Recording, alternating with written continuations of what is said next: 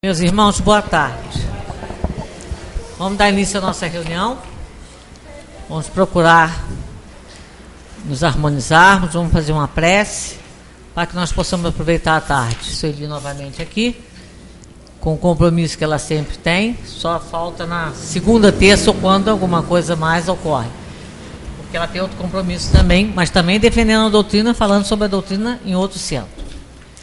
Vamos agradecer a Deus pela oportunidade, mais uma vez, mais uma tarde juntos, para que nós possamos aprender um pouco mais sobre essa doutrina que nos auxilia tanto a trabalhar a nossa condição de espíritos ainda imperfeitos, mas nos esforçando sempre para nos melhorarmos, para vencer as dificuldades que nós contemos em nós. E essa doutrina, por certo, nos dá uma base que faz com que nós raciocinemos, segundo as leis de Deus, o que nós devemos fazer, o que não devemos fazer. O processo todo é vencer a dificuldade, esse processo da humanidade ainda, de querer mais, ter mais e ser um pouco menos. O importante, Senhor, é que estamos nos esforçando e Tu vês o nosso esforço. E os nossos amigos espirituais também torcem por nós e nos auxilia quando pode. Porque o processo todo depende de cada um aceitar a ajuda, a intuição, o conselho que eles nos passam. Portanto, que nós sejamos mais flexíveis. E para isso é preciso que nós tenhamos bastante harmonia e equilíbrio. E essa doutrina ajuda para que nós trabalhemos esses sentimentos tão valorosos. Que essa tarde seja proveitosa, que todos nós, encarnados e desencarnados que aqui comparecemos, possamos aproveitá-la e sair um pouco mais conhecedores da doutrina do que antes. Que Deus nos ajude, que nossos anjos guardiões fiquem conosco, que todos nós sejamos auxiliados, em nome de Deus. Graças a Deus. Então vamos ouvir a Sueli. Boa tarde a todos. Como já havíamos combinado, estamos aqui a ouvir dos espíritos a questão do livre-arbítrio, né? É uma das minhas preferidas, o livre-arbítrio e a fatalidade. Se nós entendermos bem o que os espíritos têm a nos informar a respeito, com certeza a nossa vida é mais tranquila. A gente tem um pouco menos de medo, de receio, porque, segundo os espíritos, nós somos o artífice das nossas desgraças ou alegrias, da felicidade ou da infelicidade. E não poderia ser diferente, né? Porque atribuir a alguém a responsabilidade de nos fazer feliz, de fazer que a nossa vida dê certo, seria um fardo pesado demais para alguém e ficaríamos à mercê dessa pessoa, né? Dela acertar, dela querer acertar, para que a gente pudesse dar certo. Então isso não seria justo, isso não seria um desígnio divino, isso não seria uma lei do universo, uma lei divina, não podia ser. Porque tudo que depende de outra pessoa, para nós, é complicado. Né? Tanto que os exemplos mais básicos, né? Quando a gente vai a uma repartição pública, seja ela privada ou pública, não importa, tudo que a gente depende dessa repartição de outras pessoas é complicado, demora, às vezes a gente não consegue, depende da boa vontade do funcionário, que às vezes não está num bom humor. Então a gente vê pelas pequenas coisinhas do dia a dia, que quando a gente tem que tomar uma decisão ou fazer algo que dependa de uma outra pessoa, fica mais complicado. Então, colocar a felicidade nessa questão, na dependência de outra pessoa, não seria justo conosco e Deus jamais agiria dessa forma, né? A gente sempre coloca Deus, mas às vezes, quando eu não estou aqui no centro, eu nem uso o nome Deus, porque ele é sempre ligado a uma religião, né? Eu prefiro aquela resposta do livro dos Espíritos, a primeira, quando Kardec pergunta quem é Deus, e eles respondem que é a inteligência suprema, a causa primária de todas as coisas. Então, se é a inteligência suprema, né, se temos uma inteligência suprema que criou tudo isso aí, que é a causa primária de todas as coisas, não poderia colocar a nossa alegria, a nossa felicidade, o nosso sucesso na mão de alguém. Então, com certeza não fez, e nós vamos ver pelo livre-arbítrio, pela orientação que os Espíritos nos dão, que nós somos aqueles que construímos a própria felicidade, né? Está em nós, e nós, eu sempre falo que nós não somos He-Man nem nada, mas nós temos a força. Basta que a gente a use bem, né? Tem que usar direitinho. Se o homem, então, tem a liberdade de pensar, como nós vimos na reunião anterior, sem ser a semana passada, a semana retrasada, se ele tem a liberdade de pensar, ele tem a liberdade de agir. Sem isso, sem o livre-arbítrio, que é a liberdade de ação, o homem seria uma máquina. Quando a gente diz que não existe destino, e não tem mesmo, porque destino subentende-se algo pronto. Não é? A pessoa nasce com um plano totalmente pronto, que deverá ser cumprido, que não pode ser mexido. Isso nos tiraria o livre-arbítrio. Até a questão, se a gente for olhar da escolha das provas, quando o espírito faz a escolha das provas antes dele reencarnar, ele traça o plano dele, mesmo assim, se ele não pudesse ser manipulado pela própria alma, já interferiria na questão do livre-arbítrio.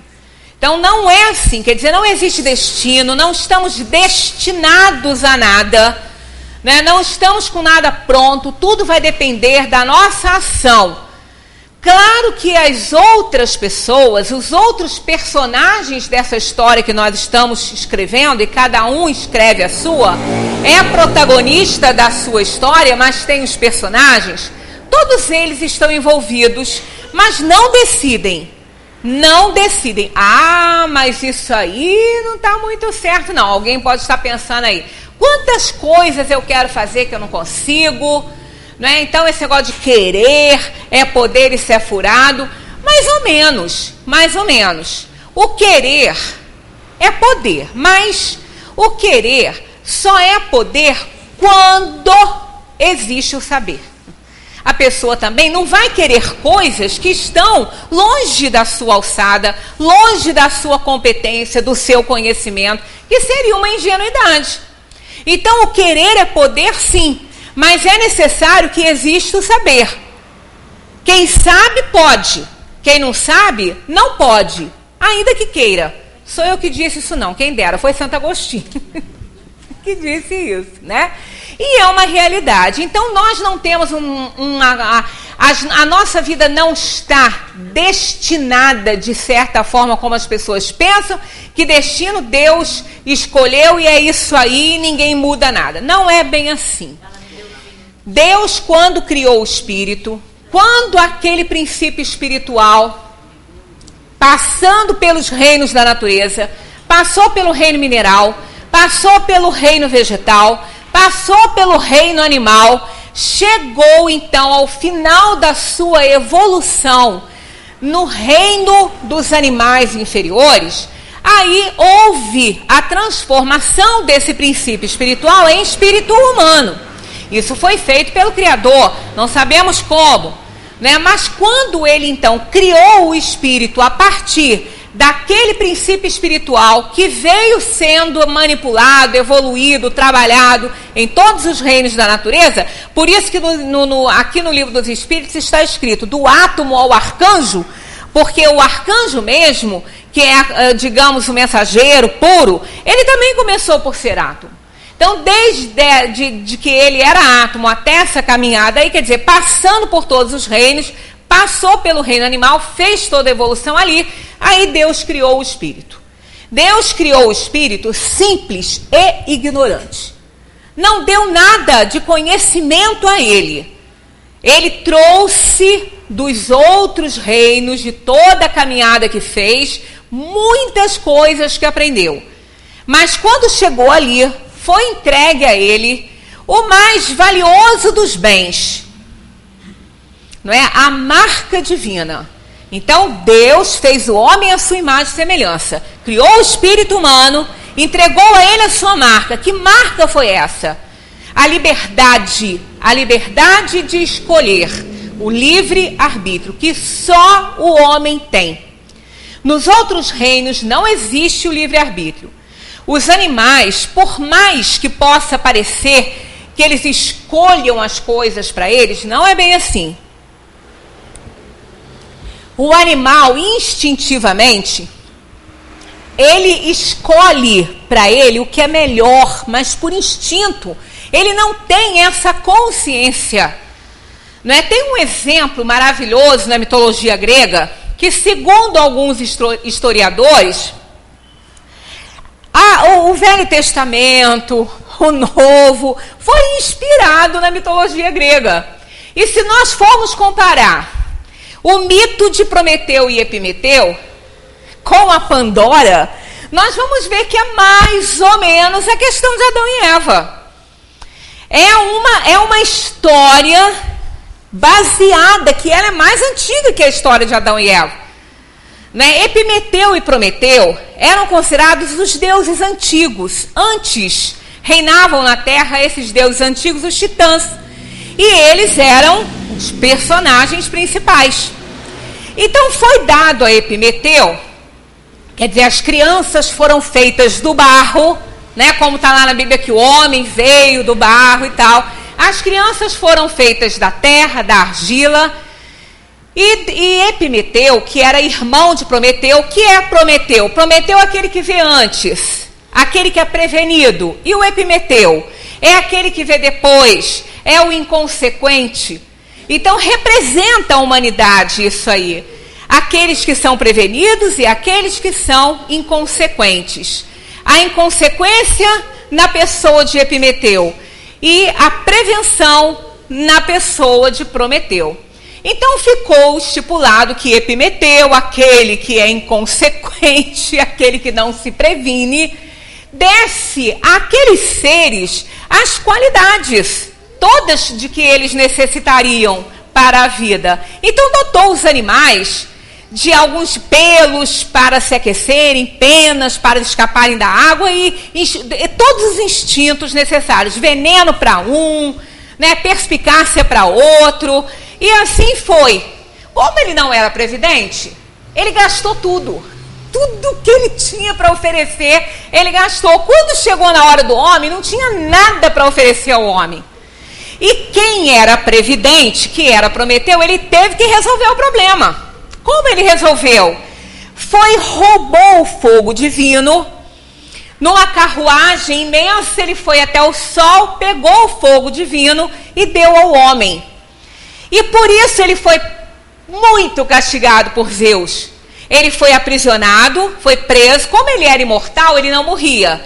Então tinha uma águia que vinha comer o fígado dele todos os dias. E durante a noite ele se refazia, porque ele era imortal. E ele ficou muitos e muitos tempos assim, até que Hércules o salvou desse castigo. Mas então, com esse fogo eterno, com o fogo da sabedoria, ele presenteou a humanidade. Então ele deu à humanidade a liberdade, o conhecimento, não é? A sabedoria. E, logicamente, isso junto aí dá a ideia do livre-arbítrio. Então o homem foi o único, mesmo pela mitologia grega, que foi beneficiado com a liberdade, com o saber, né, com todas as coisas que os animais não tinham, que Epimeteu os dotou dos instintos necessários à sobrevivência. E aí, por castigo, Zeus, querendo castigar a humanidade por causa disso, fez Pandora. A Eva fez a Pandora. Pandora, uma mulher belíssima, que recebeu o sopro de vários deuses, sabe? Ela era sábia, lindíssima, mas ele, que não era bobo nem nada, deu uma caixa de presente para ela. Mas recomendou que essa caixa nunca fosse aberta. E Pandora levou essa caixa e, mesmo embora Epimeteu tenha sido alertado por Prometeu para não aceitar presente dos deuses do Olimpo, Epimeteu, que era inconsequente, não previa nada, aceitou Pandora. E então, ela, de posse daquela caixa, a tradição se divide na história de que se foi Epimeteu que abriu a caixa ou se foi Pandora. Mas em várias foi Pandora. Quando ela recebeu a caixa de Zeus, ela foi recomendada que não mexesse na caixa, que não abrisse essa caixa. Como se eles vivessem então no paraíso, como Adão e Eva, que não poderia ter cometido o pecado original, que era retirar a maçã da árvore da sabedoria. Aquela árvore representa o fogo da sabedoria, né, da mitologia.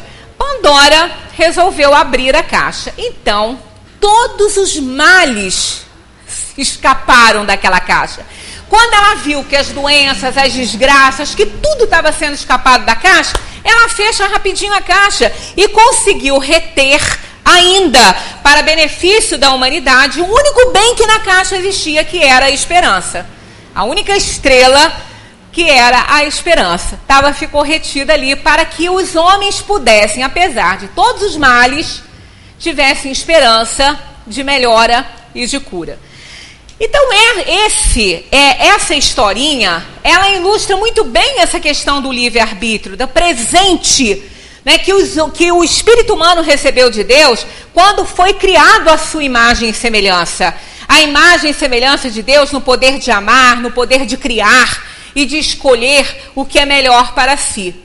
Mas como o livre-arbítrio, o mau uso dele é o que provoca a desgraça, Pandora cometeu um erro. Ela usou mal a sua capacidade de escolha, a sua liberdade de escolha, e abriu uma caixa que não era para abrir.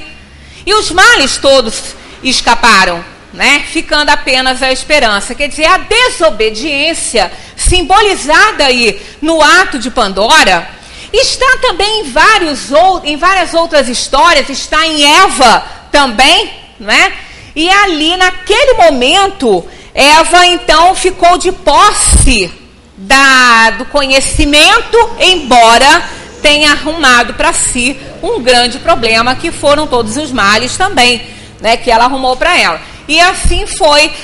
E tem outras histórias muito semelhantes a essa origem da mulher, que Pandora na mitologia é a primeira mulher criada, e Eva também na simbologia bíblica, né? Então essas histórias todas vão nos mostrando que a obediência está ligada ao bom uso do livre-arbítrio. E a desobediência está ligada ao mau uso do livre-arbítrio. Todas as vezes que desobedecemos regras, que regras? Quem estabeleceu regras? O universo tem regras. Deus estabeleceu regras para o universo quando inscreveu a sua lei na nossa consciência. E se nós formos olhar as simples coisas do mundo, não é? As coisas mais bobas, né? As menores coisas, toda desobediência gera problema. Todo mau uso do livre-arbítrio gera problema dessa liberdade de escolha. Até na alimentação. Se a gente desobedece às regras orgânicas, come de mais ou come de menos, não se alimenta de uma forma balanceada, vamos responder por isso, porque vai desorganizar alguma coisa aí e a gente vai passar mal. Que dirá aquele que come o que já sabe que não pode, que vai passar mal. Então as nossas ações geram reações. Quando fazemos bom uso dessa liberdade de escolha, só teremos reações boas. Quando fazemos mau uso dela, com certeza teremos péssimas reações. Isso em tudo na vida, até no falar, no agir, em todas as situações, né? Então nós somos responsáveis pela nossa felicidade. Quando usamos de forma correta essa liberdade que Deus nos deu quando nos criou. Nas primeiras fases da vida, a liberdade é quase nula. Ela se desenvolve e muda de objeto com as faculdades. Então, como Deus criou o simples e ignorante o ser, ele não tinha muita capacidade de escolha. Era relativa ao que ele já conhecia. Podemos ver esse exemplo numa escala menor da criança. A criança, quando nasce, ela é instintiva. Ela é como aquele espírito, princípio espiritual que ainda estava lá no reino dos animais inferiores, né? Ela tem instintos. Quando ela suga o seio da mãe, que sai leite, ela tem instinto para sugar. Ela não raciocina que ela vai sugar o seio e vai sair leite. Instintivamente ela faz isso. Se está difícil de sair, instintivamente ela bota a mãozinha assim e vai fazendo um movimentinho aqui, ó, e ajuda a sair. Isso é instintivo. Ela não sabe que isso vai acontecer, né? Então, a criança, nas primeiras fases de sua vida, ela não tem liberdade de escolha, porque ela não tem conhecimento para que ela possa escolher. Assim é o espírito nas primeiras fases, quando foi criado por Deus, simples e ignorante. Também não tinha conhecimento suficiente para escolher. Aí, à medida que a criança vai crescendo, ela vai tendo escolhas de acordo com aquilo que ela conhece. São os interesses de brincar com os outros, né? Então, ela vai escolhendo determinados brinquedos que mais se adaptam ao tipo de brincadeira que ela quer. E assim vai, ela vai se desenvolvendo. Então, o espírito também, ele está sempre guiado por um espírito protetor, que é o anjo da guarda, que está sempre a intuí-lo e a auxiliá-lo nas suas escolhas. Nós não estamos na Terra entregues à própria sorte. Nós temos um espírito protetor que nos ajuda. Mas todas as vezes que nós permanecemos, às vezes, sem ouvir os bons conselhos dos espíritos, nos ajudando nas nossas escolhas, naquilo que a gente deve fazer, quando a gente começa a se afastar muito da ideia do bem, da ideia do que deve ser feito, embora a gente saiba o que deva ser feito, às vezes nos acontecem coisas desagradáveis. Quase sempre que a gente faz algo reprovável, independentemente da reação que tem aquela atitude que a gente tomou, outras coisas desagradáveis acontecem com a gente. Aí tem aquele ditado, tá vendo? É o que eu falo, ó, desgraça nunca vem sozinho, sempre vem acompanhado. Mas não é isso. É que quando a gente se distancia da ideia do bem, quando a gente se distancia das coisas boas que a gente deve fazer, nós damos entradas para espíritos inferiores, nós não ouvimos o conselho do espírito protetor, e ele também não nos abandona, mas deixa que a gente aprenda, deixa que a gente leve uns sustinhos, que a gente receba algumas coisas que não nos agrade, que aconteça algo que a gente não goste. Por quê? Porque a gente vai aprender. Aí a gente vai vendo que realmente nós não nos bastamos como a gente acha. Nós não estamos com essa bola toda. Então nós não temos conhecimento suficiente para sermos bons. Nós dependemos do auxílio do espírito protetor e assim vai. Então nas primeiras fases da criança, do espírito, é quase nula essa liberdade de escolha plena, porque ela não tem conhecimento. Eu sempre dou esse exemplo dessa água aqui. Se eu tenho esse copo com esse líquido, esse aqui também com outro líquido igualzinho, né? Mas alguém diz para mim, eu sei o que tem aí, um não é água, o outro um é água, o outro não é. Qual que você escolhe? Aí eu vou responder para essa pessoa que eu preciso saber qual é o conteúdo do outro copo, para saber qual que eu vou escolher. Né, se eu posso escolher aquele que não seja água. Então, se eu não tiver esse conhecimento, eu não posso escolher. Por isso que o desenvolvimento intelectual, o desenvolvimento da inteligência, o conhecimento, ele vem antes. A ideia do bem, ela vem depois. Porque a partir do conhecimento, a gente consegue discernir entre o bem e o mal. E aí a gente faz melhores escolhas. Então, a partir do momento que eu sei qual é o conteúdo de um e qual é o conteúdo do outro, aí eu vou fazer minha escolha. Se eu fizer uma escolha ruim, sofrerei os efeitos dessa escolha ruim. E assim nós vamos pela nossa vida fora, né? Não só nessa encarnação, quanto em outras e tantas outras que a gente ainda vai ter. À primeira vista, a liberdade do homem parece muito limitada no ciclo das fatalidades que o encerra. Porque às vezes as pessoas falam assim, eu não sei que negócio de livre-arbítrio é esse. Quantas coisas eu quero escolher na minha vida eu não posso por causa das circunstâncias em que eu me encontro. Então eu não tenho essa liberdade. Eu não posso escolher isso. Eu não posso escolher aquilo que eu acho que é melhor para mim por causa de circunstâncias que me limitam, né? que me cercam. Realmente, a nossa liberdade, a liberdade do homem à primeira vista, ela está limitada pelas necessidades físicas do homem, pelas condições sociais em que o homem vive, pelos interesses e instintos. Então, o nosso livre-arbítrio, ele é relativo sempre. Não é absoluto. O nosso livre-arbítrio é relativo. A relatividade da nossa escolha está em todas as situações. Não é? Hoje não vai dar para a gente abordar aqui a parábola do filho pródigo, eu vou trazer porque isso aqui ainda vai caminhar bastante, e é bom mesmo que a gente demore, porque o assunto é muito interessante. Há uma relatividade. Eu não posso decidir, escolher, fazer o que eu quiser com alguém, porque essa inteligência suprema não vai me permitir isso, a não ser que no mapa kármico deste alguém esteja presente aquela provação e aquela expiação. Eu posso então ser instrumento pela escolha ruim que esteja fazendo com relação àquela pessoa, e posso prejudicá-la, posso até matá-la. Se tiver, no momento dela partir, se tiver terminada a sua tarefa na Terra, embora aos nossos olhos não esteja, embora aos nossos olhos não esteja terminado, nós não somos ninguém para fazer esse tipo de julgamento, mas com certeza essa inteligência suprema não vai permitir que eu use a minha liberdade de escolha para fazer o que eu quiser com o meu próximo. Não trabalha dessa maneira e não poderia ser de outra forma. Senão Deus seria injusto se deixássemos que estivéssemos entregues à maldade alheia, à imprudência, à negligência de outrem. Não é bem assim. Não é? Tudo está dentro de um esquema. E essa questão dessas limitações aqui, dessas necessidades físicas, condições sociais, interesses e instintos, o nosso livre-arbítrio está limitado por essas situações agora, na encarnação em que nós estamos vivendo.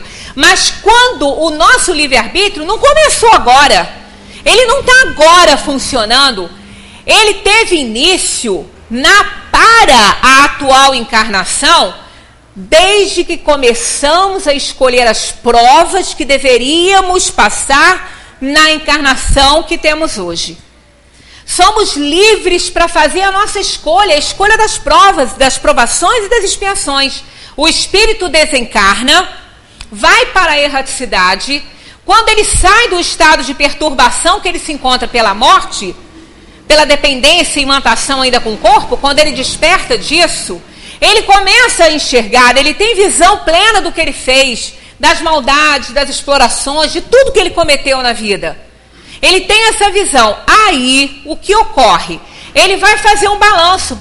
Ele vai compreender que ele errou ali, naquela compreensão, naquela reflexão que ele faz. Ele começa, então, a fazer escolhas para a próxima encarnação, para que ele possa resgatar esses erros que ele cometeu. Ele está usando o livre-arbítrio. Ele está tendo essa liberdade de fazer essas escolhas. Ao longo da sua estada na erraticidade, aí sim, próximo à encarnação, ele é avisado que ele vai reencarnar. Ele então já está com o seu arquivo mental todo montadinho, das provações que ele tem que enfrentar, das coisas que ele aqui tem que passar. Aí, mas ele que fez essa escolha, ele teve essa liberdade de fazer. Aí Deus permite sempre? Nem sempre, porque Deus nos conhece. Deus conhece as nossas inferioridades, conhece a natureza dos filhos que Ele tem, né? Sabe do que somos capazes ou não. Então, se fizermos escolhas, além daquilo que a gente possa fazer, Ele não permite, porque Ele sabe que vamos falir. Ele sabe que vamos errar. Então, ele não...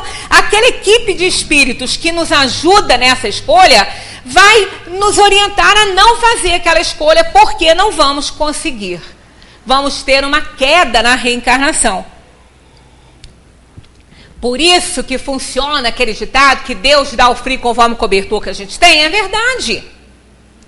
Ninguém passa mais do que aquilo que pode aguentar, porque Deus não permitiria essa escolha. Então ela funciona desde antes do nascimento. Claro que, chegando na Terra, as escolhas que fizemos vão nos limitar para muitas coisas. Ali a gente fala, tá vendo? Eu não tenho esse direito de escolha, eu não posso fazer isso só na minha situação. Mas pode fazer quando escolheu essa situação para si.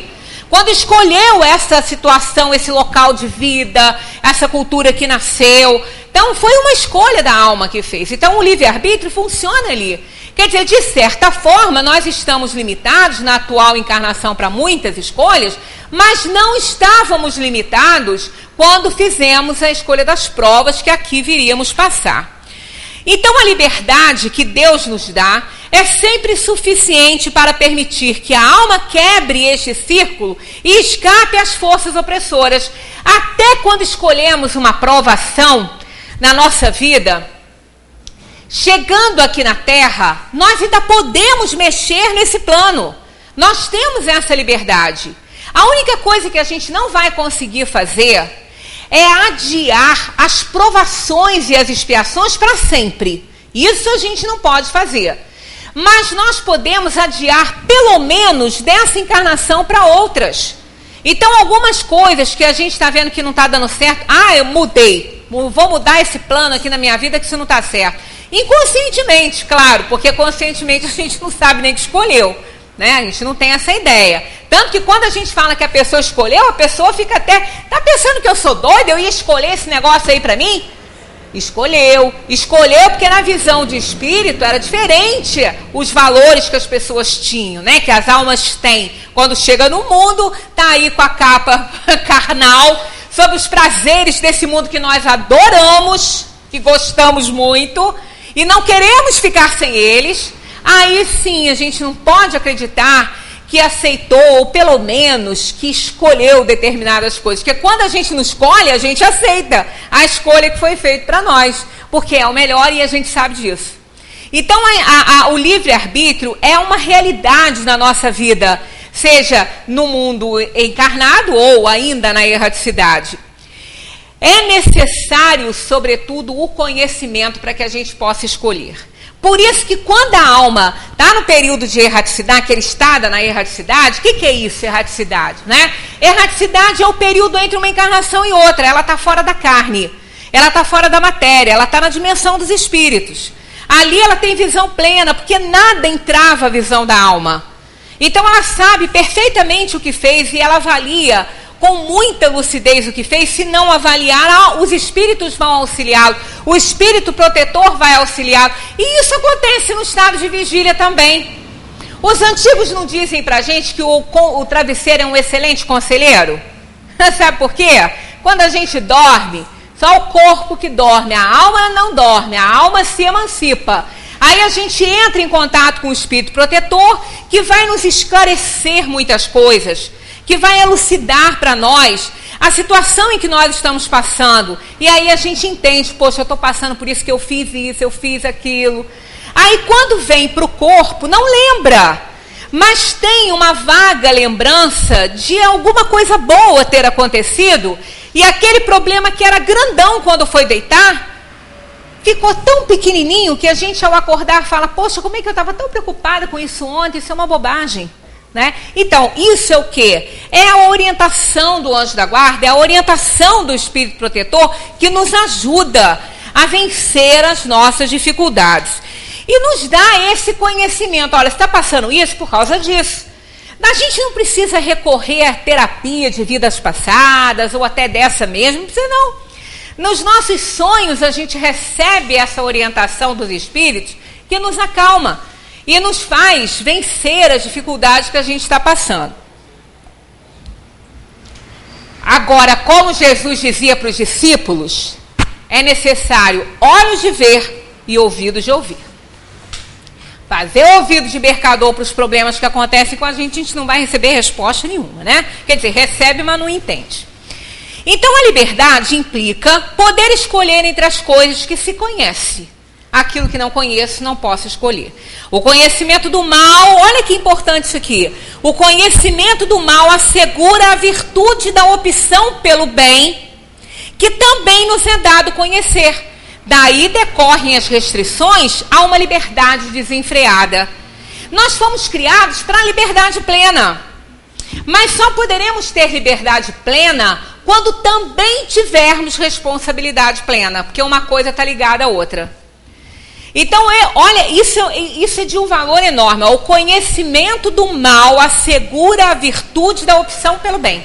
Se eu não conheço o mal, como eu posso fazer a escolha pelo bem se eu não sei o que é o mal? Eu preciso ter contato, eu preciso saber. Porque o conhecimento desse mal me dá essa opção de escolher o bem. Bem, isso aqui é mal, eu estou sabendo que é mal, não vou escolher isso, eu vou escolher outra coisa. Eu vou escolher o melhor. Mas porque eu conheci, eu sabia o que era mal, o que estava errado. Então, esse conhecimento é fundamental para que a gente possa escolher o bem. E aí, esse conhecimento do mal que nos faz escolher o bem, impede que a gente tenha uma liberdade desenfreada. Uma escolha desenfreada, que a gente faça aquilo que realmente a gente não deva fazer. Isso é muito importante na nossa vida, para a nossa própria felicidade. O homem foi criado, então, para a liberdade. Liberdade plena, é o bem supremo, mas até lá tem uma caminhada longa para que a gente possa ter também consciência da nossa liberdade para que a gente possa escolher. Os druidas formularam a liberdade de uma maneira muito interessante. A liberdade é condição necessária. Sem ela, não poderíamos construir nosso destino. Como poderíamos fazer opção se a gente não tem? Como eu posso escolher o meu destino se eu não posso, se eu não tenho liberdade para isso? Então, ela é fundamental. Agora, ela é relativa ao conhecimento que carregamos. Os druidas formularam as tríades. Há 3 unidades primitivas. Muito interessante isso. Ó. Deus, né? Há 3 unidades primitivas. Ó. Deus,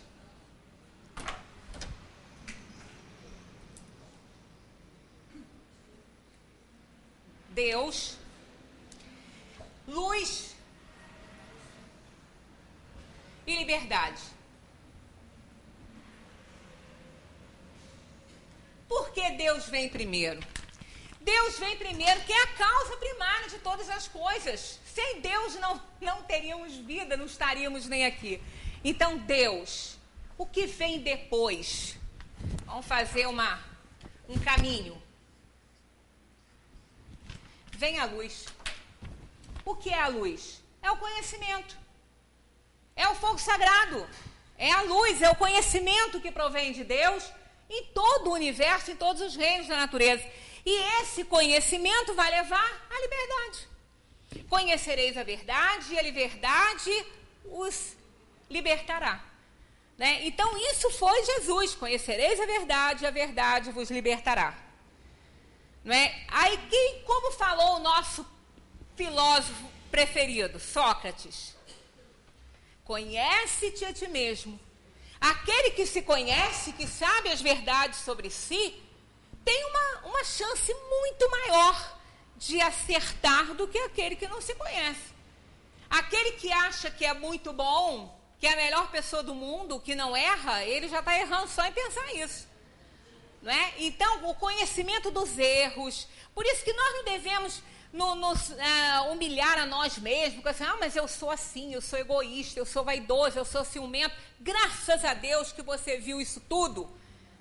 Porque se você não for, melhor ainda. E se for, vai melhorar. Porque se estamos reconhecendo um erro, permanecer nele é abdicar da maior conquista do espírito humano, que é o raciocínio sem limite. Outra marca de Deus em nós. Então, os druidas deixaram muitos ensinamentos. E, um parêntese, Kardec foi preparado entre os druidas para ser o professor Leon Hippolyte Derizat, que codificou a terceira revelação de Deus para nós. E quando ele viveu na época dos druidas, ele era um monge, ele tinha esse nome de Allan Kardec lá, que foi sugerido a ele para assinar o livro, que ele não queria assinar em nome dele, porque ele disse que não era dele, e não era mesmo, era dos espíritos. Por isso o nome é O Livro dos Espíritos. E Quem codificou? Allan Kardec. Não apareceu o nome do professor. Muitos diziam que ele não queria se comprometer. Ora, só o nome dele ali já era motivo para vender para o mundo inteiro. Porque ele era uma das pessoas mais conceituadas, mais inteligentes, doutor em várias ciências. Então, seria uma assinatura que garantiria, com certeza, o sucesso da obra. E ele não quis que o nome dele tivesse influência nessa obra, né? Só um parênteses. Então, a liberdade e a responsabilidade são correlativas no ser e aumentam com sua elevação. À medida que o homem vai se elevando, ele vai conhecendo, ele vai se responsabilizando mais pelos seus atos. Com isso, a sua liberdade também aumenta. Porque com muito conhecimento, ele pode escolher, e pode escolher bem. E assim, ele se torna mais livre, né, com a escolha que ele faz. Isso aqui é outra coisa importante. É a responsabilidade do homem que faz sua dignidade e moralidade. Tá vendo? É a responsabilidade do homem que faz sua dignidade e moralidade. Porque quando ele é responsável, ele sabe, ele conhece, sabe o que está errado, ele se torna mais digno, ele se torna mais moralizado. Porque ele já não comete imoralidades que não é mais da sua alçada, porque ele tem conhecimento, ele tem responsabilidade de ver que aquilo ali é errado, ele não vai fazer. Então ele se torna mais digno, ele se torna mais moralizado. Então a noção de moralidade é inseparável da noção de liberdade. Ele necessita da moralidade para que ele possa ser livre. A responsabilidade, outra coisa importante aqui para a gente, a responsabilidade é estabelecida pelo testemunho da consciência que nos aprova ou nos reprova segundo a natureza de nossos atos. Olha que coisa maravilhosa. Isso é que é sabedoria divina. Não importa o julgamento de ninguém, se a gente está certo ou se está errado pelo julgamento esse ou aquele. O que importa, na verdade, é o julgamento da própria consciência. Olha só, a responsabilidade sobre um ato nosso, nós temos responsabilidade sobre alguma coisa que tenhamos feito quando nós temos o testemunho da nossa consciência, que aprova ou censura aquela atitude que estamos tomando. Então, quando ela censura, é porque está errado. E nós, no nosso nível evolutivo, nós já temos condições de discernir entre o bem e o mal, que é o assunto que vem mais à frente aqui. Muito interessante também. O bem está introduzido em nós, na essência, quando Deus nos deu o livre-arbítrio. O mal é proveniente do mau uso desse livre-arbítrio. Então é importante que a gente reconheça e ouça a consciência, porque é ela que vai reprovar. Quando a gente faz uma coisa e a consciência não dói, é porque a gente acha que aquilo está certo. Ah, mas e aí, nós não vamos ser cobrados? Mais ou menos. Vai depender por que a gente ainda não conseguiu entender que aquilo está errado. Se foi por falta de querer, se foi por falta de esforço, se foi por acomodação, teremos que responder por essas situações. Não pelo ato em si, mas por não querer assumir responsabilidades, por não querer evoluir. A gente vai ser responsável por isso, não é pelo ato em si. Então, nós somos sempre cobrados pela intenção. Porque se a nossa consciência não dói, é porque a gente não entendeu. Porque quando a gente tem remorso, o remorso é a medida certa para a gente ter certezinha ali que errou. A sensação de remorso é uma prova mais demonstrativa que todos os argumentos filosóficos. Não adianta a gente fazer alguma coisa e o fulano falar: fulano, você está com a razão, olha o que fulano te fez. Poxa, você não podia agir de outra forma, né? Os amigos, né? Porque os inimigos vão nos queimar no mármore do inferno. Mas os amigos vão falar isso. Que nada, fulano, que nada. Você agiu certo. Você também não tem sangue de barato, mas não importa. A consciência está batendo, está reprovando, não tem jeito. Pode o mundo inteiro achar que a gente está certo. Mas se a consciência reprova, o remorso bate. Se bateu, não tem jeito. A gente tem que procurar consertar aquela situação, senão nós vamos sofrer o tempo inteiro por causa daquilo ali, não vamos nem dormir. Aí a gente entra no inferno. O inferno é isso. O inferno é a falta de paz na consciência. Não é um lugar, né? Onde tem fogo queimando. O fogo que está queimando é o fogo da consciência nos cobrando, né? Para todo espírito, por pequeno que seja o seu grau de evolução, a lei do dever brilha como um farol através da névoa das paixões e interesses. Olha, nós não somos bons espíritos, nós somos espíritos inferiores, estamos na Terra. O bom espírito não tem mais que espiar. O bom espírito prova, mas não espia.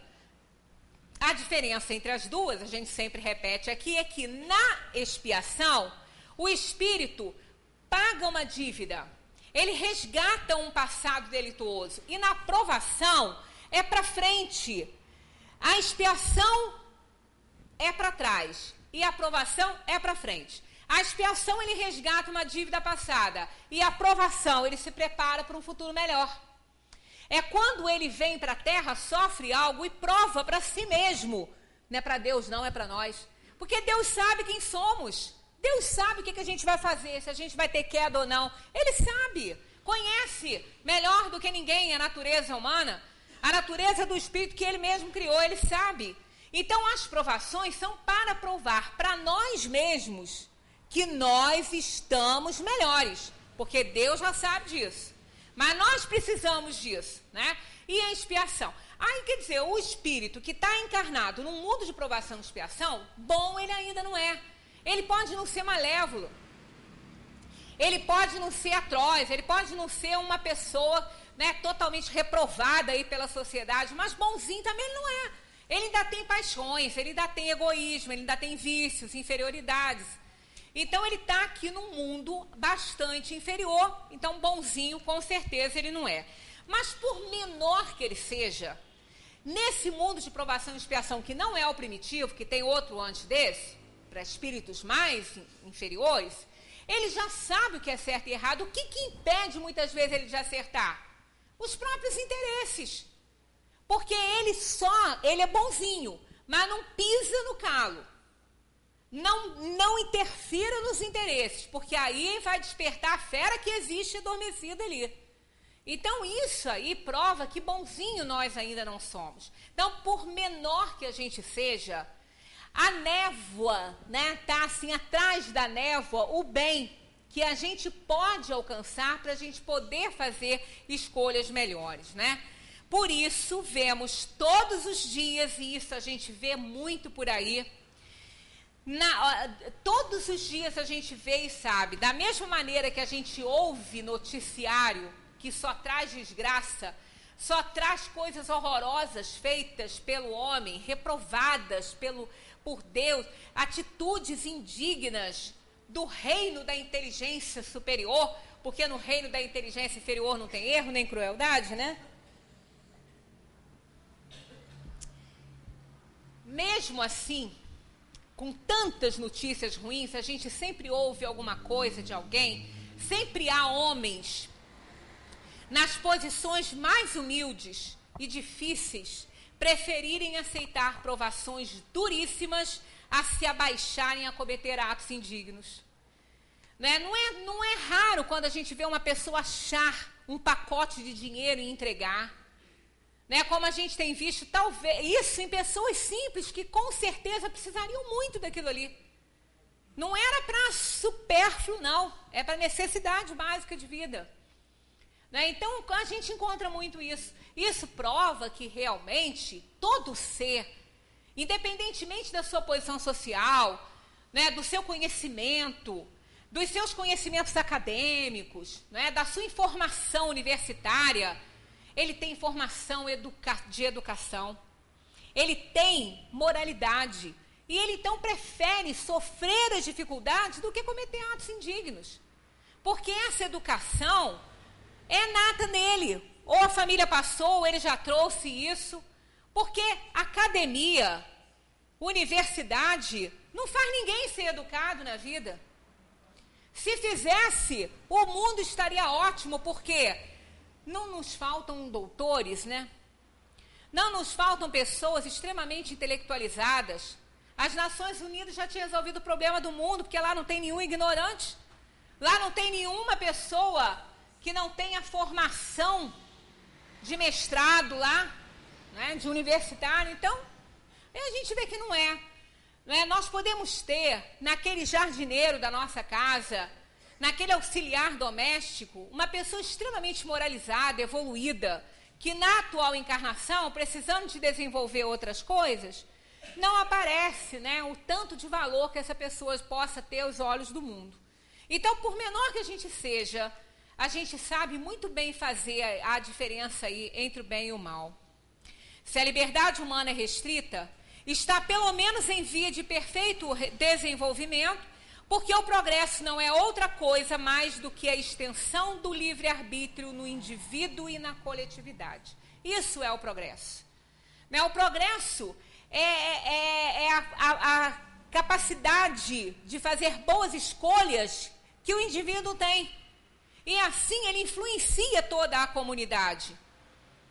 Quando nós reclamamos, essa sociedade é uma porcaria, não vale nada, mas quem vive nela somos nós. Nós somos membros dela.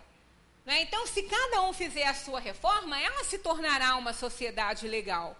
Porque a sociedade é composta dos elementos que a compõem. E esses elementos somos nós. Então, cada um tem que fazer a sua parte, né? Nem vai dar tempo da gente abordar tudo isso aqui, mas a gente lê só a primeira e a segunda. Olha, isso aqui, como eu falo, peço perdão, pelo tempo, é jurássico, né? Com tanta tecnologia ainda no papelzinho, mas eu adoro um papelzinho, eu adoro um livrinho, não é? Livro de receita, então eu gosto. Meu filho, Deus que me perdoe, livro de receita nos tempos de hoje. Eu digo, você imagina, se faltar energia, como é que eu vou ver uma receita no computador? Minha letrinha está lá, no papelzinho, ele fica injuriado. Ele é tecnólogo, ele tem pavor de papel, né? Tudo é tela, tudo é eletrônico, mas eu adoro meus papeizinhos. Eles podem estar feios e velhos, mas o conteúdo é novíssimo e não está ultrapassado. A liberdade do ser se exerce dentro de um círculo, portanto, limitado pelas exigências da lei natural e por seu próprio passado. O passado determina. Hoje, a vida que nós estamos levando está determinando o nosso futuro, as próximas encarnações em que nós vamos viver. O livre-arbítrio é, pois, a expansão da personalidade e da consciência. Quanto mais nós conhecemos, mais desenvolvemos a nossa personalidade e a nossa consciência fica cada vez mais aprimorada, né? Para sermos livres, é necessário querer ser. Porque quem não quer ser, não procura conhecer para ser, né? E fazer esforço para vir a ser. Então, é nessa questão que não basta, né, querer, precisa saber, para que a gente possa realmente alcançar os nossos objetivos. Esse querer ser e fazer esforço para ser, liberta-nos da escravidão da ignorância e das paixões inferiores, substituindo o império das sensações e dos instintos, que nós não temos mais que valorizar tanto isso, pelo império da razão. Mas a razão não pode ficar mesclada pelas inferioridades, senão também a gente faz péssimas escolhas, né? Então a liberdade do espírito mede-se, pois, pela soma de conhecimentos adquiridos. Quanto mais conhecimento, mais liberdade. Não é? Se a gente tem pouco conhecimento, um simples exemplo, uma pessoa que não sabe ler. É um emparedado. A pessoa que não sabe ler não pode pegar uma condução, não pode comprar um remédio, não pode ler uma receita médica. Ela não sabe ler. Ela está emparedada, ela não é livre, ela não tem liberdade, ela depende de outras pessoas. Não é? Então, a pessoa que tem mais conhecimento, ela vai se tornando cada vez mais livre. Não é? Então, se mede pela soma dos conhecimentos adquiridos, a liberdade de alguém. Dotada de consciência e de liberdade, a alma humana reencarna, sucedendo-se na escala dos mundos, até que tenha adquirido os 3 bens imorredores, alvo de seus longos trabalhos: sabedoria, ciência e amor. Enquanto ela não adquire isso aqui, ela não consegue a sua liberdade plena, cuja posse disso aqui liberta a alma dos renascimentos e da morte, dando acesso ao céu. Lembra lá no Evangelho, não está lá, que Paulo fala qual é o último inimigo a vencer? A morte. Quando a gente consegue esses bens imorredores, a gente se liberta do último inimigo, que é a morte. Porque vamos para mundos onde as reencarnações não são como essas aqui, onde nós não precisamos mais renascer para resgatar passado delituoso nenhum, porque não vamos cometer delitos, né? Isto só se pode obter por uma educação e uma preparação prolongada, prolongada das faculdades humanas, através da obediência às leis naturais e do bom uso do livre-arbítrio, alcançando a libertação. Entra mais uma vez aqui a questão da obediência. Todo mundo conhece a história de Chapeuzinho Vermelho que desobedeceu à mãe? O que aconteceu? A desgraça toda do lobo. Olha, historinha de carochinha é uma maravilha. As crianças têm uma visão e nós temos outra, porque todas envolvem a questão da obediência, da moralidade, né? Da dignidade. Então, Chapeuzinho Vermelho desobedeceu à mãe e acabou lá com a avó na barriga do lobo. E depois o caçador abrindo a barriga do lobo e tirando a avó viva. Que coisa terrível para contar para uma criança, né? E as crianças ouviam e adoravam. Os meus também gostavam, eu gostei. É porque criança é muito bom, porque senão ia falar, que coisa horrorosa é essa? Mas de qualquer maneira ficou a imagem da obediência. Nós temos Ló, né? A esposa de Ló, que virou estátua de sal porque desobedeceu e olhou para trás, né? Quando foi destruída a cidade de Sodoma e Gomorra, Deus livrou a família de Ló, mas disse, não olhes para trás. Tinha que ser a mulher para olhar, né? Olhou, virou estátua de sal, aí pronto. E Orfeu, né? Que perdeu a sua tão amada, né, mulher, porque também desobedeceu o Deus da morte, quando ele foi resgatá-la lá do fundo, né, do Vale da Morte. Ele conquistou todos com a sua música, que era imbatível, né? Mas aí Hades falou para ele, vá, ela seguirá atrás de você, mas não olhe para trás. E ele, preocupado, será que ela está atrás de mim mesmo? Ele olhou. Aí ela despencou de novo para o Vale da Morte. E ele perdeu a mulher, né? Então, desobediência é um problema sério, né? Mas nós vamos nos libertar alcançando algumas coisas boas aí. A libertação física pela limitação dos apetites. E não é só de comer, não. É de todos eles. Vamos ficar magrinhos, comer pouco, mas temos outros apetites piores ainda do que esse, né?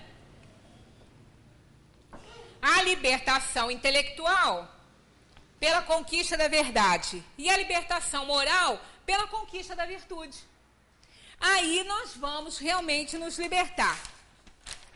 Pelo uso do seu livre-arbítrio, a alma fixa o próprio destino e prepara as suas alegrias ou dores, viu? Olha só. O segredo da felicidade, né? Não está na mão de ninguém, está na nossa mão.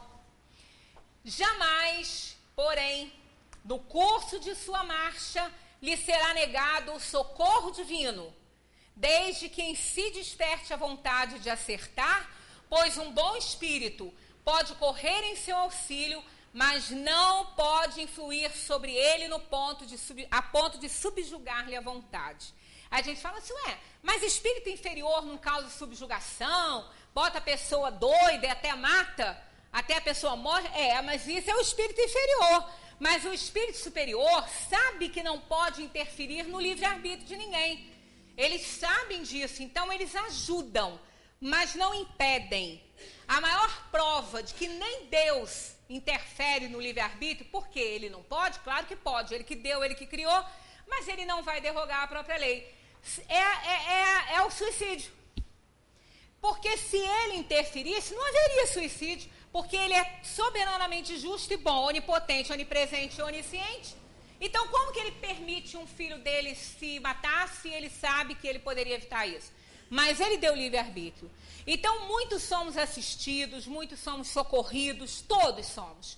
Agora, se estivermos realmente determinados, em relação a nós, podemos fazer uso desse livre-arbítrio. Com relação ao outro, não, né? Que aí Deus não permite.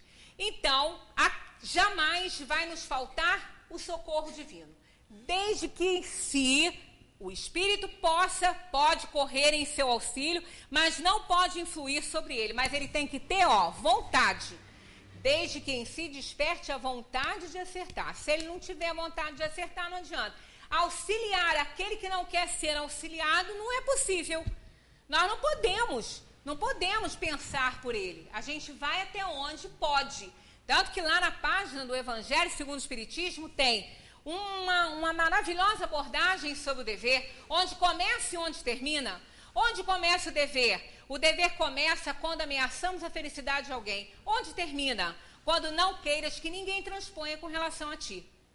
Isso é o respeito à liberdade do ser, né? A liberdade da pessoa. Bem, só para terminar, a gente faz um resumo teórico do móvel das ações humanas. O homem não é fatalmente conduzido ao mal. Os atos que pratica não estavam escritos, foram designados, foram escolhidos por ele, mas ele pode mexer.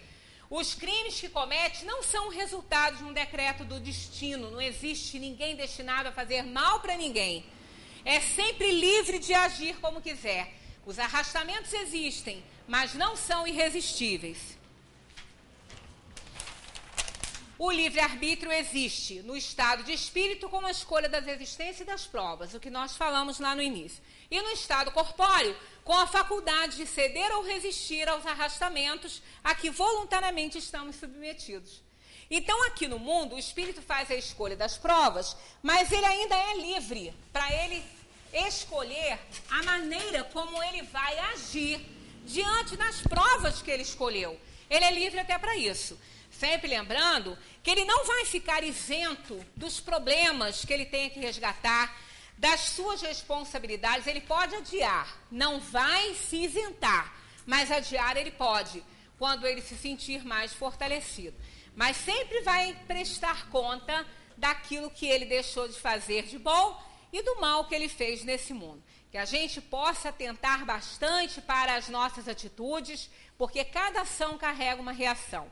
Deus não está apontando o dedo para ninguém, mas a nossa consciência está, porque ela vai conosco, morre o corpo, mas a consciência, que é a alma, que é um atributo da alma, o pensamento e a consciência, isso vai nos seguir ad eterno. Que a gente então dê bastante atenção a ela, porque dela a gente não pode escapar. Muita paz para todos.